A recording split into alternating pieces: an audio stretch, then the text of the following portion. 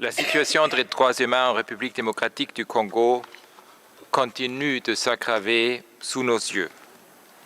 Un mélange explosif d'escalade de la violence, d'intérêts régionaux et internationaux, d'entreprises exploitantes et d'une faiblesse de l'état de droit.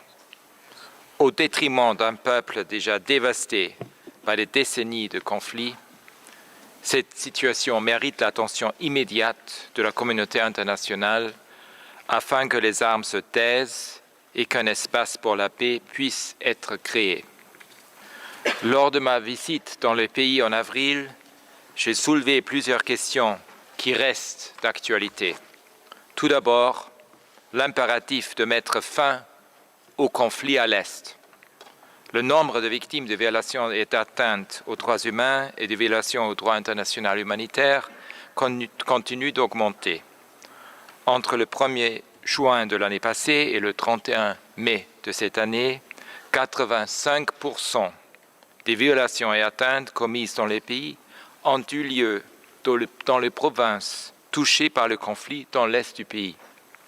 Les membres de groupes armés seraient responsables de 61% d'entre elles, ainsi que d'attaques meurtrières contre les civils et des infrastructures civiles, notamment des écoles et des hôpitaux.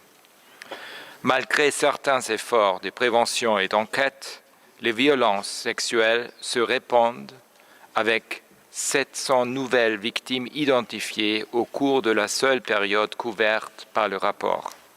Les groupes armés enlèvent, retiennent en captivité et soumettent les femmes et les filles à l'esclavage sexuel.